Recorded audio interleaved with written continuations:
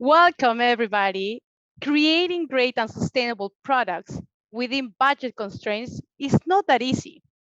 So today in this session, we will hear how pioneer suppliers work with their brand partners to overcome these challenges, what collaboration and good communication is about, and how does it look like and how we can achieve it. For those that are new to Co, and want to know how to get part of common objective, you can connect with each other by creating a business profile. The more info you put about your sustainability credentials, that is sustainability objectives, business practices, your business is gonna get higher in the search ranking, all based on the cost sustainability score.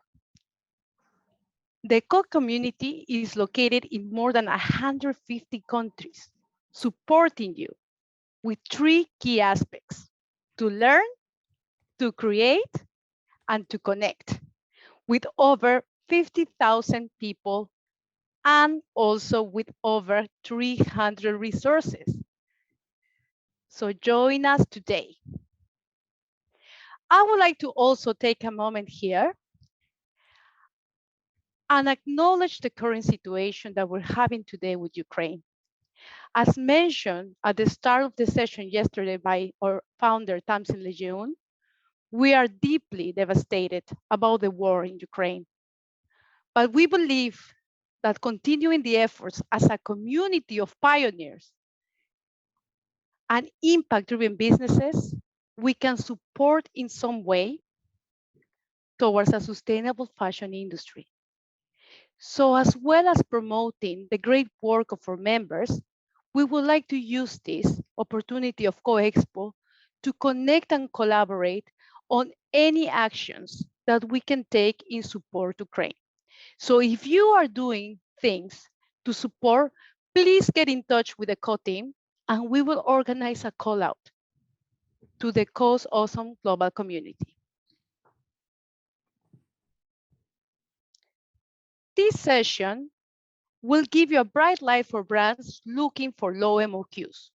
We know you find it challenging to connect with manufacturing partners with low minimum orders, but today you will be hearing from amazing exhibitors and speakers who sees this as an opportunity and leave the session with a good understanding of how MOQs could work for small and large brands.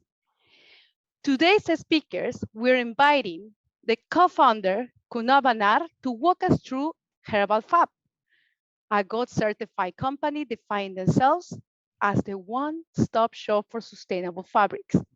Also, we're gonna be having Julia Rivero from the World Fair Trade Organization sharing about how SMEs could have a large impact in people's livelihood. Now I pass it on to my co-host and amazing colleague, Andy. Thank you so much, Mariel.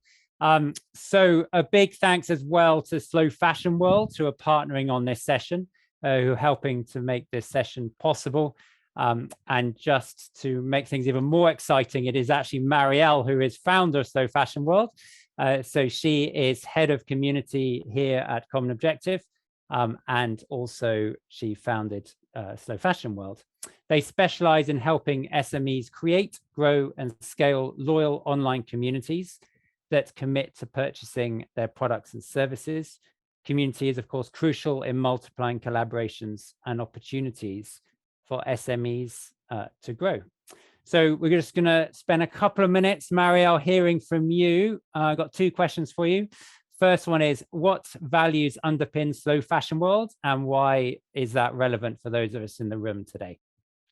Thank you, Andy. It is a pleasure for me to be partnering with Common Objective. I believe in the mission and together to make a common objective in sustainable fashion. The Slow Fashion World, Andy, is all about fostering and enabling three things: co-creation, community, and collaboration with key stakeholders. Our USP is to connect these stakeholders from Latin America and Europe. This is why partnering with Common Objective, for example, is the best way forward to deliver support and access to SMEs brands, suppliers, and help them with tools and resources to learn and create and connect, because this is the only way that we can drive sustainable fashion forward. A slow fashion world values quality over quantity. These are the principles of the slow fashion movement, and that's why we are connecting this with our business.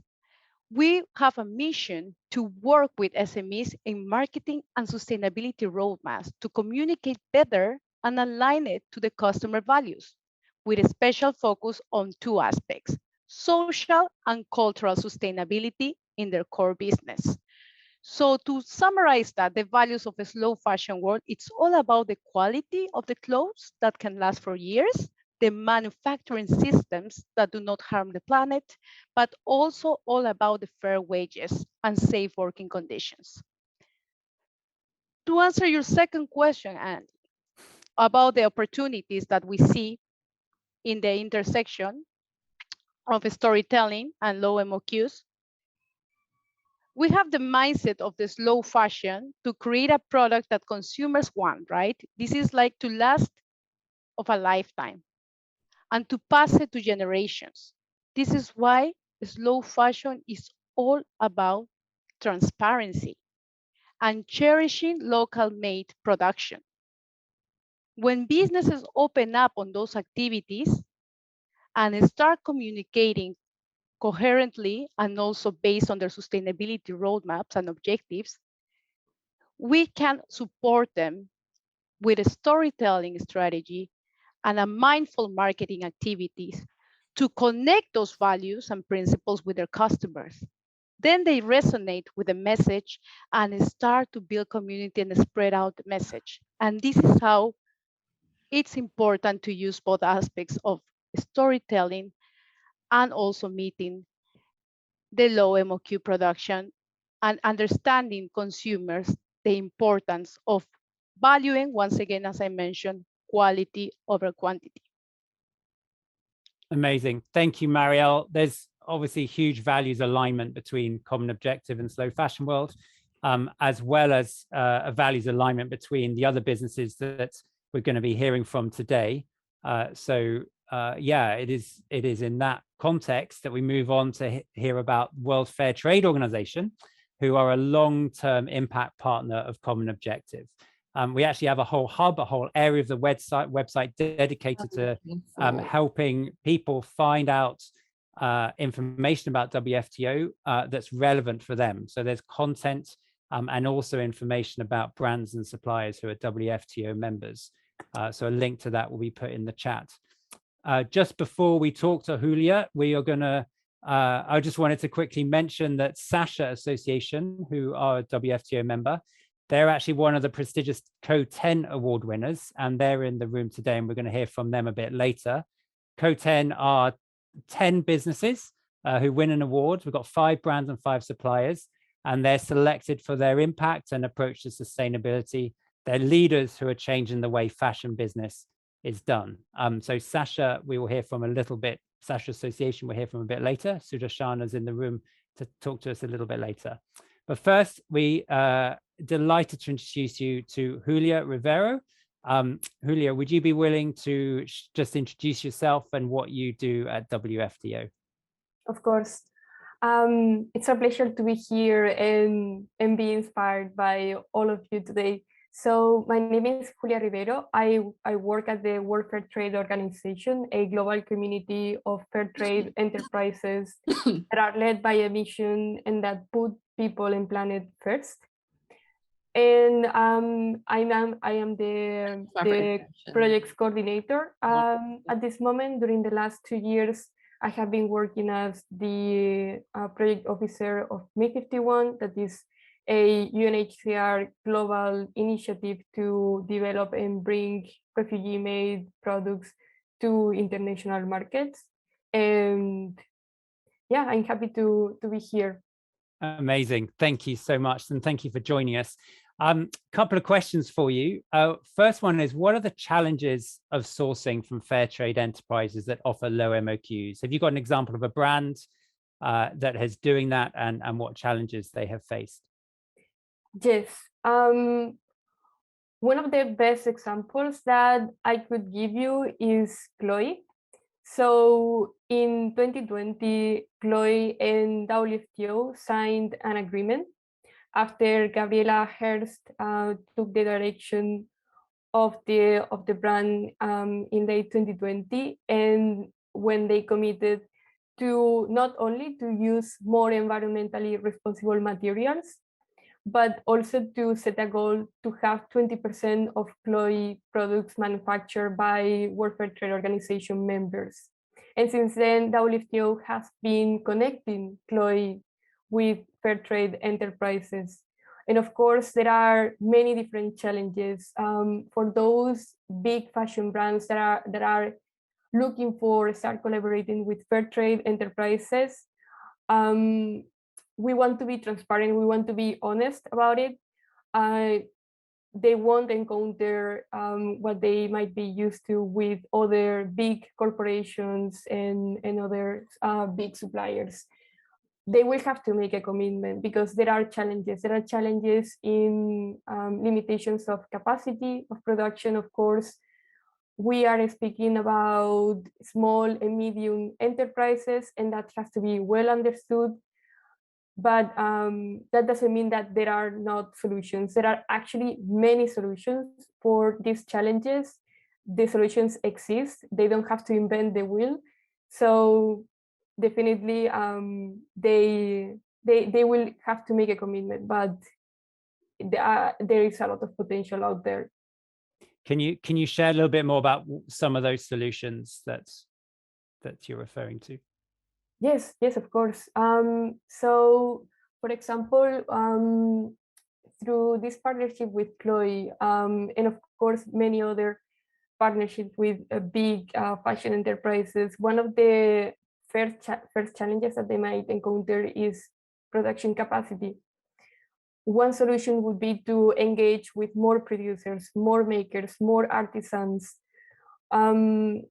starting with orders that have a medium size is good because you can test the procedures. You will have to implement new measures, implement new procedures from the beginning. My advice is that these brands should not take many things for granted, and that communication is key. Communication should be present all along the process since the very beginning, from starting planning that production to see if more makers have to be engaged, but also since the beginning. It can be also product development. With product development, we always recommend that they don't only look to the products that are already available at the fair trade enterprise, but they also look at the skills of the artisans that are making them, because there is a lot of potential, and product development should always be a collaboration between the big fashion brand and the fair trade enterprise. Then, of course, quality control is one of the other key measures that we always recommend, that they should plan it since the beginning. It shouldn't be just one check measure at the end of it, because then you can encounter different surprises. As I said, never take anything for granted and always communicate with the social enterprise. Never hesitate to make all the questions that you may need to make. And with quality control, start setting the process since the beginning. Do it alone. You are starting the design, or you are planning production. Start planning the criteria for quality control, because if the social enterprise understands from the beginning what you're expecting, when you receive the products, it will be much more likely that they will meet your standards. Brilliant. So planning and communication, which sounds relevant to every supplier and every brand that are working together. That's really helpful. Just finally, what are the benefits of sourcing suppliers such as WFTO members who prioritize impact, social and environmentally? Well, I think that one of the key points that are being discussed in this event is the responsibility of all big brands to commit towards a new economy, more sustainable, more responsible, and ethical. This has impact in the communities. For example, SIMI, that is one of these enterprise that participated in the partnership with Chloe and have been making products for their collections since 2020. All their pieces are handmade from recycled brass, according to traditional Tunisian techniques, and they are made by women who are survivors of violence, mainly gender violence. This is so important this week when we were just celebrating the International Women's Day. That is just a reminder of the importance of having this present every day in the year. So this woman that just came out of situations of gender violence through training, they can learn jewelry, craftsmanship, securing a workplace for themselves and also a future for their families. So that's the impact of sourcing from fair trade enterprises. And then, of course, the fact that these enterprises, they are in the majority of the, like more than a half, actually 52% of these enterprises, they are led by women. So the role of women is essential in them. And of course, all the potential for storytelling. These enterprises, they excel at creating content and material. They can do it along the process since the beginning through production. They can take pictures, gather quotes, interviews that can be later used for marketing purposes to show the meaningful products that they have been created and the story behind it, the story of the people that are actually making it. Amazing. So maximum impact, and then an added benefit of that is storytelling as well. So yeah, fantastic, all the work that WFTO is doing, and the co-members who are also WFTO members doing really, really great work. And we will hear from some of them who are exhibitors in just a few moments. But before we get to them, we're going to hand back to Mariel, who's going to introduce us to Kunal from Herbal Fab. Hello, Kunal. Thank you. Herbal Fab. Hi, Kunal, Mariel. how are Hi, Mariel. you? I'm Please, good. Kunal, before starting the question, tell us very briefly in one sentence, what is Herbal Fab about? Herbal Fab, I would say, is one-stop shop for organic cotton and sustainable fabrics. And now I would rather say it's an end-to-end sustainable garmenting solution company where you can know from beginning of the fabric to end garment, we can provide you a whole service. Amazing. I have seen you in previous interviews you have provided online that you mentioned one of your top sustainability objectives is about supporting low MOQs at the fabric level. Could you please share us an example of a brand you supply with low MOQ? If you're referring by names, there are very many small brands which we are working with. They are not so famous brands, but what we feel is the small brands are actually creating real impact. And to name few, we have in clothing, garmenting. If you're talking about, we have been making for Jahuli.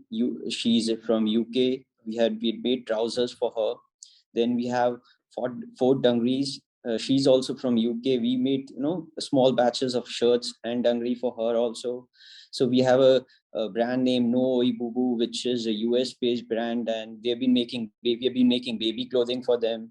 So we have this brands, small brands which are getting associated with us. And at the fabric level also, we have been working with such small companies who are either supplying fabrics to further smaller brands, or they themselves are utilizing for their brands. And we have these brands from New Zealand.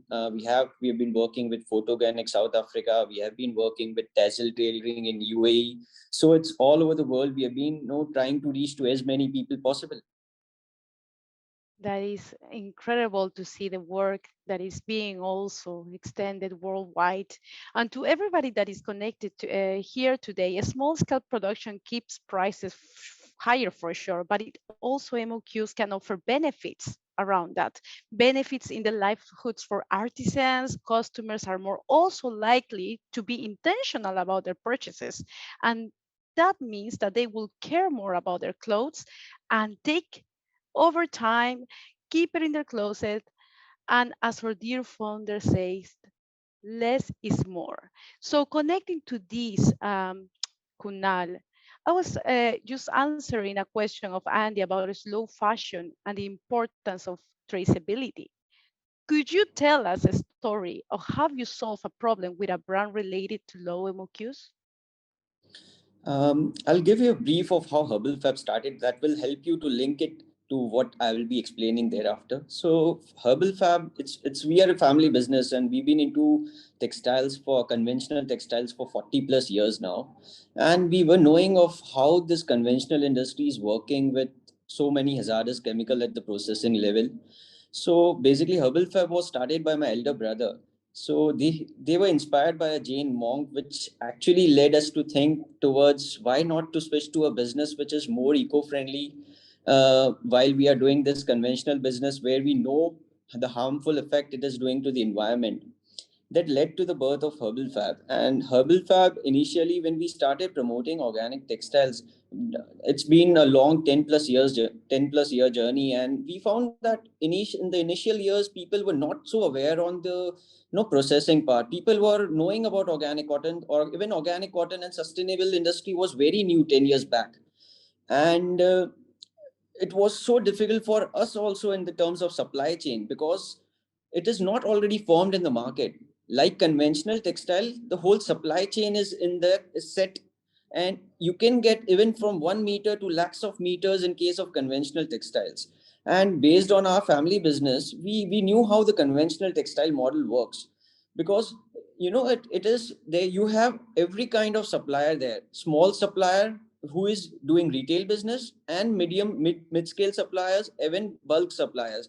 So if you are a small buyer, you can take smaller quantities from this retail suppliers.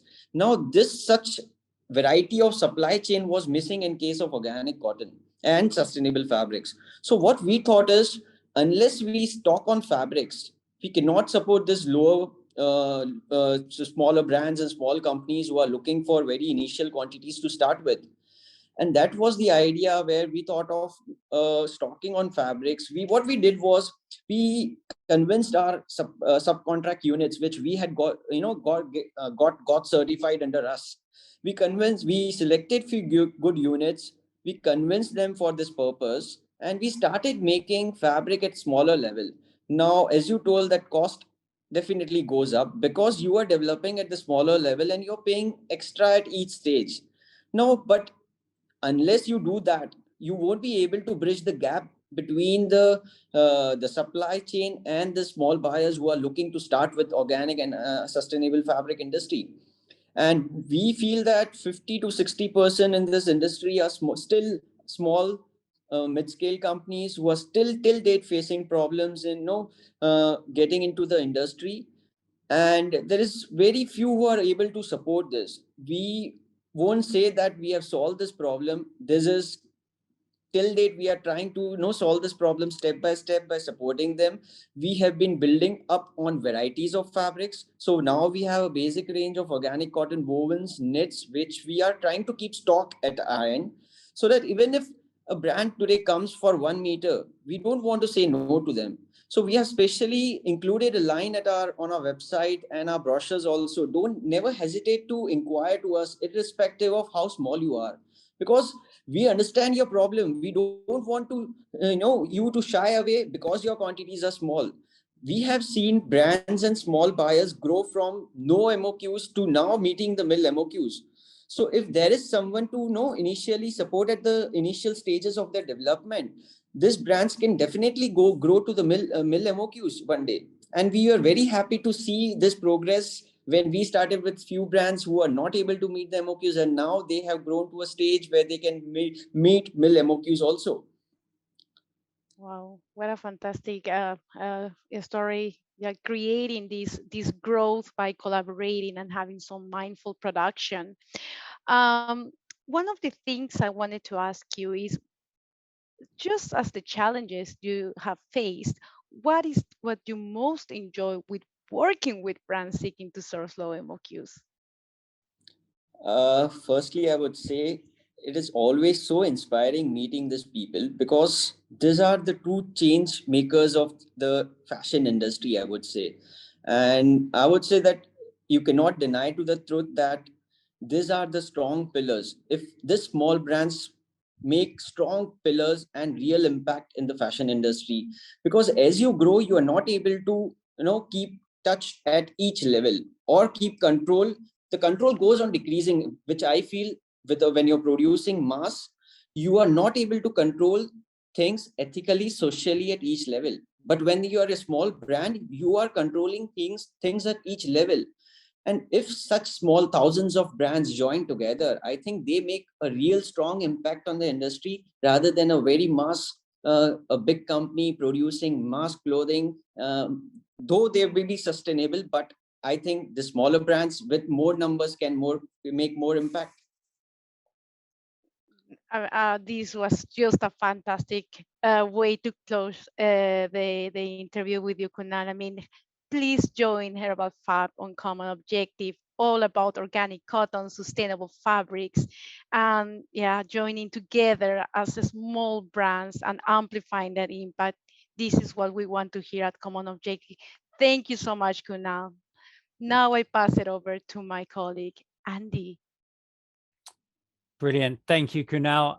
Thank you, Mariel. We're now going to hear from our exhibitors from this session. They're all part of the co-community who partner with and collaborate with brands to deliver the highest quality sustainable products and services. First up, we've got Knitwin Fashion. And Vincent is not here, but you can reach out to them through their business profile. It'll be put in the chat now. And they're great for custom full package manufacturing from sourcing to export with a range of 300 fabrics available in stock. So they are GOTS certified. And if you'd like to reach out to them, please do connect with them through Co. Now we're going to hear from Jackie, who from Motif Handmade, and it's an honor to have you here, Jackie. Please unmute, and we look forward to hearing more about Motif. Great, thank you so much. Yeah, it is super to be here with you all. And the thing is that as conscious designers, we are always trading off one sustainability issue for another, right? So maybe you're using dead stock fabrics in order to reduce landfill. Wonderful. But at the same time, you can't know where it comes from, maybe what the content is, who made it, all kinds of things you trade off because of that. And it's maddening, often really stressful as well. But I'm kind of here to tell you that you can have it all. Maybe not all, but kind of. Here's how. I have been running with some of the most professional weavers and designers and makers in Bangladesh since 1989. And together, we really are convinced now we're at a point where we can help the fashion industry really get back on track with all these major goals that are being set now. And here's how, okay? So take, for example, this beautiful handwoven fabric with the black stripe. This is made 100% with recycled yarns, recycled from local garment factory scraps. So the black yarn is from black fabric, okay? So there's no extra dyeing involved. With this warp here, the black going across, you've got this gorgeous strong stripe here. You could weave just 50 yards. Oh, Jackie, I think you've just muted. Nothing more serious than that. Okay, I'm Great. not quite sure how that happened. But no. So yeah, so you could do 50 yards with the black going across, 50 yards with this gray going across. You get this gorgeous heathered effect in the whole fabric. And then with the skill of the weavers, you've got the vertical stripe becomes horizontal and you create a check. So this means that within 150 yards, you've got, wait for it, you've got 3 beautifully coordinated fabrics, a custom collection that is 0 waste because it's made with recycled yarns, 0 toxicity because there's no new dye, 0 carbon because that's what handwoven is, totally scalable to thousands of yards. So this could be just your sample yardage length, and completely ethical because all of our weavers are fair trade certified. So if that sounds of interest to you, please do be in touch either through Co or motifhandmade.com. And I really look forward to helping us reduce sustainability stress and just get everything on track in the fashion industry using the handmade. Okay, thank you so much. Amazing, Jackie. Thank you. Some great solutions. Love it. Brilliant. Really, really great. Moving on to organic cotton colors, we have Santi in the room who's going to share some more.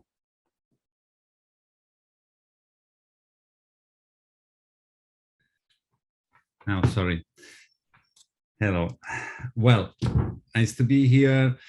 It's a pleasure as always. And yeah, as I heard now, it's good that the industry is facing low quantities for startups and business that really start to introduce in the market. It's not easy in any way. And since 30 years now, we launch our business providing fuel experience on organic cotton. We specialize on that fiber, but we can also supply other fibers, but we have no minimum quantity for everything that we have in stock.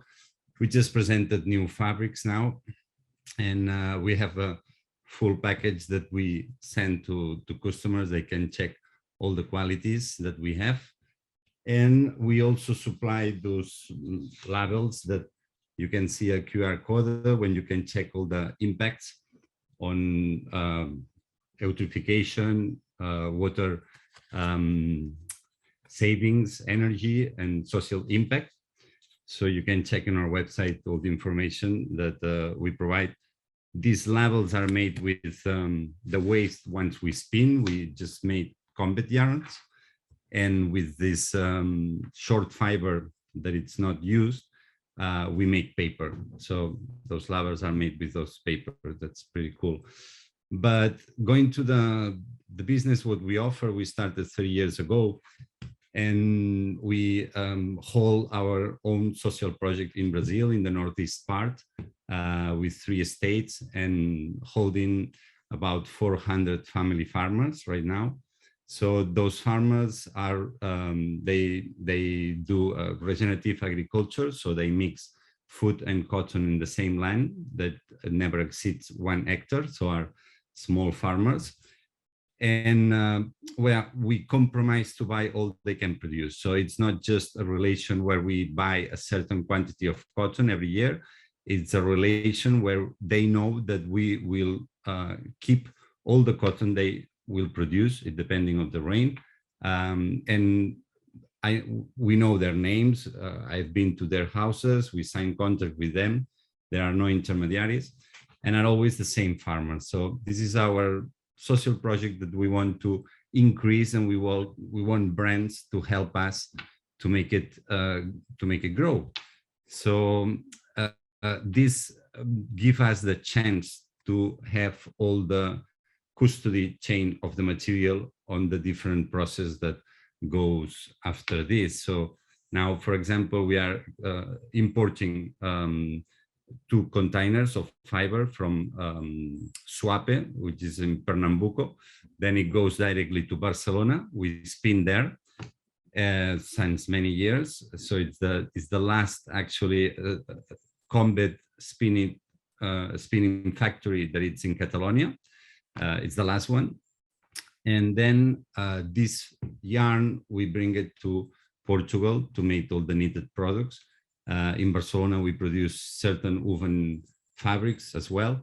But then obviously when we make the fabric, we supply the fabric to the different units that we work with, it depending on the type of product, because we We can do like tricot products or underwear or socks. Even we produce like this to take up the makeup, you know. So at the end is transforming our materials to any product that it's required for our customers. And we give them, if you would check on the website, organiccottoncolor.com, there is a bunch of information of how we work and how we manage with the brands, this closely contact with them to understand their needs and to suggest many information that it's very interesting once you start a project. Brilliant. And yeah, trying to do our best. Thank you, Santi. Meeting the needs of brands, meeting the needs of the farmers. Brilliant. If people would like to connect with Santi, please do head to their website or click on the link in the chat, which will take you to their business profile, and you can directly connect with him there.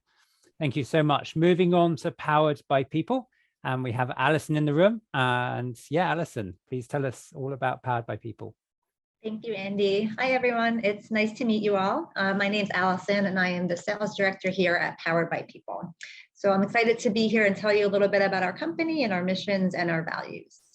At Powered by People, we enable independent, diverse makers and brands by providing access to markets, financing, and digital tools.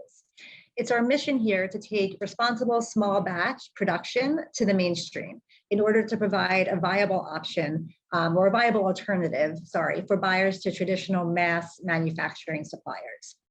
We believe the best way to affect positive change is by providing sustainable economic opportunities to our over 30,000 makers by providing them access to the global economy. They, in turn, will then be able to strengthen the lives of their employees, their families, their communities, potentially impacting millions worldwide.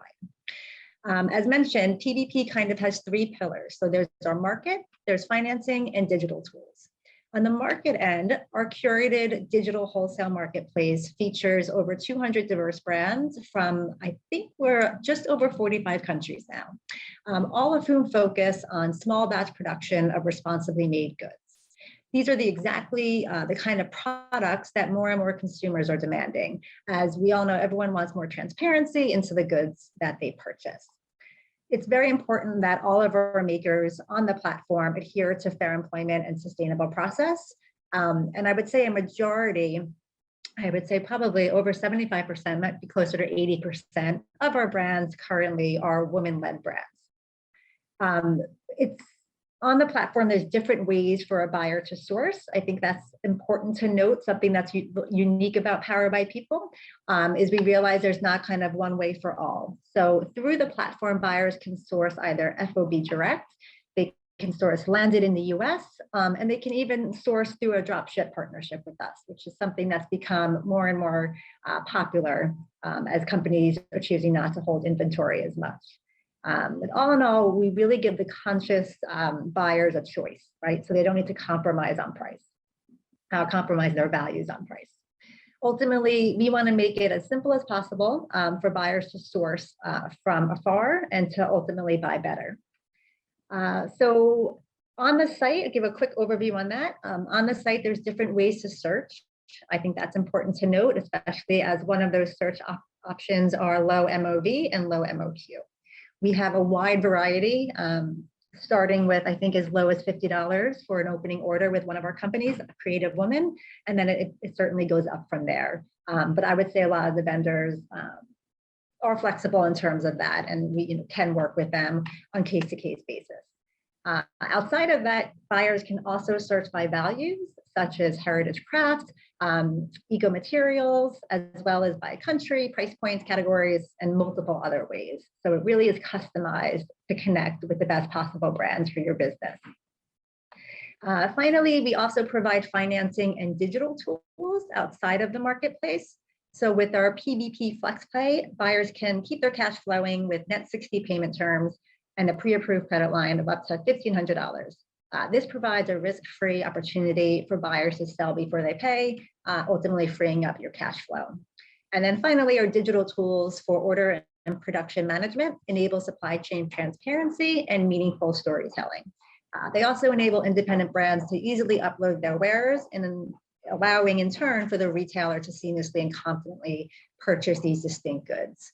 By removing the friction from what is too often a time-consuming, complicated process, we take care of the laborious hassle so our buyers and makers don't have to. We hope that PBP will become your source for 100% responsibly made small batch products in the future.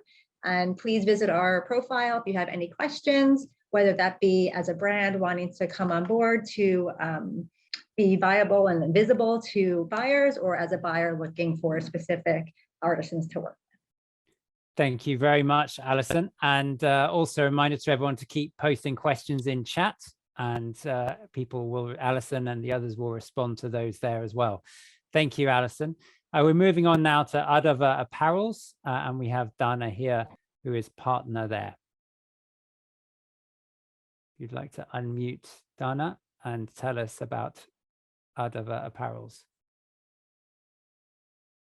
Or we might have lost, either we've lost me or we've lost, oh no. Dana.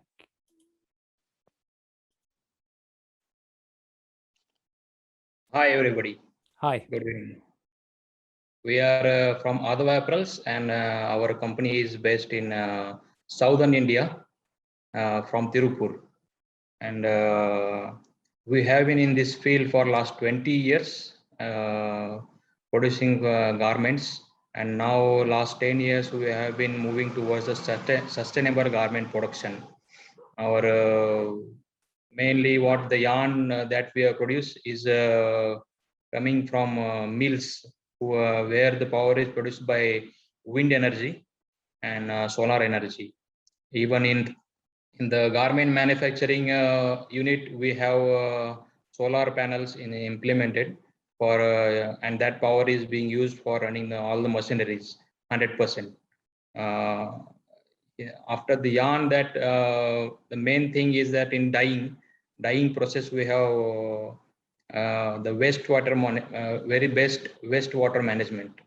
This we are managing the wastage of water by recycling all the water that is used for the dyeing. Almost 95% of the water is being reused, and 5% the sludge which is remaining is being used for the making the civil construction and all the things. Also, we are very specialized in doing the organic cotton mixed with tencel, and this is the new fashion trend that going on. We are mixing all the organic yarns, organic cotton with hemp also. That is then also we are doing organic cotton with recycled polyester and recycled cotton. So these are the some main compositions that we are working now on in the fabrics. All our fabrics are certified by GOTS, Fairtrade, GRS, and OCS. Our company is also certified by SEDEX. All the production stages, right from cotton field to the packing of garments, are all certified. Even the accessories that we are using are Ocotex certified accessories. Apart from that, we are using the recycled poly bags for packing. The hang tags that we are making are made from the cotton waste. I mean, whatever the waste that generates while cutting the fabric, that waste is being used for making the hang tags. So it is also zero waste concept that you are working mainly.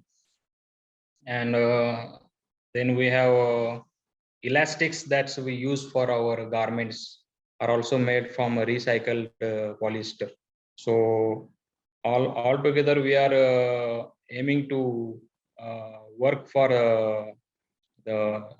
all the zero waste concept, and we are making all kinds of garments, right from babies wear, men's wear, ladies wear, everything that is being done in hosiery yarn, and also the knitted sweaters.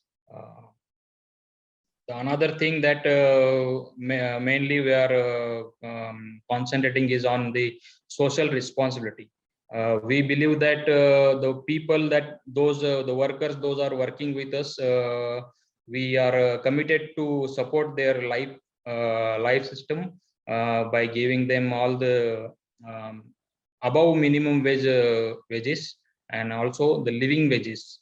That is our main goal, that we support them right through their family, even to their children's education. We aim to support for them for everything, so that they can work with us in a long-term basis, and also it helps us in getting us the good quality of garments. Then we are as always all the other social responsibility, that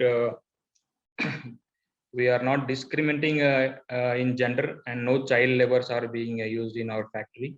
These are all the basic local rules that we are following. So we are very pleased to introduce our factory on this new platform called CO, and we are very interested to work with the sustainable brands that those are looking for production of garments.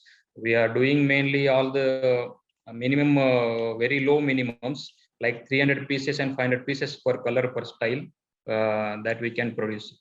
So thank please, you. yeah. So thank please you so much. do contact us. Thank you. Brilliant. Thank you. There was one or two questions in the chat, but I think you might have just answered those anyway, but do check the chat to see if there are any more there for you. Moving on to Sasha Association, we have Sudarshana in the room. And if you could unmute yourself, please tell us all about Sasha. Hello, I'm Sudarshana. I belong to the Sasha family. I'll start by saying a big thank you to the entire Common Objective team for giving us the award. Now, I'll quickly jump into who Sasha is and what we do and what is unique about us. So Sasha has been here since 1978. So we're completing nearly 45 years. We are one of the founding members of the World Fair Trade Organizations, that organization that is WFTO. We are a guaranteed fair trade member, and our network consists of, you'll be surprised to know, over 100 artisan groups, and we work throughout India across 12 states, and we provide income to nearly 5,000 artisans. So what do we develop? We work with so many artisans, but there may be a question in your mind as to what we develop. We develop our own collection, not only our own collection of products, but we also do custom design products for our clients. We work with traditional craft techniques in India, and we use different types of materials, different skills, and we help these artisans to connect with the contemporary fashion world. So we collaborate artisans. We have artisans on one hand and we have designers on the other hand. So we collaborate these artisans with the designers and bring them to the contemporary setting. At Sasha, we believe we are the perfect partner for a fashion brand that would like to develop some new designs that are based on traditional textiles and artisan handmade techniques. So what techniques do we work with? We work with a plethora of techniques and skills. For example, we do hand weaving, we do hand printing, we do hand block printing, we do resistant dyeing, we do batik, we do shibori, we do ikat, we do ari, we do hand embroidery or kantha that can be said, and we do hand painted as well. These are some of the skills and techniques that I'm talking about. The list can go on and 2 minutes will get covered. So I'll move on to something else. So since we offer all these, unique traditional resources which are done by artisans, we can provide a minimum quantity order to the fashion world because we are directly in touch with the artisans. We can We are experts in fair trade production and artisan techniques. And what are we looking for? We are looking for fashion and design brands that will collaborate with us to bring these techniques of all these ancient traditional skills to the market in a modern and contemporary way. Also, since we are the founding, one of the founding members of WFTO, we are just not, as you can understand, we're just not a cut and sew company. We are a group that can take all these techniques and make these look interesting and modern and bring them to the new market. Because we are a part of WFTO, we believe that planet and people come first.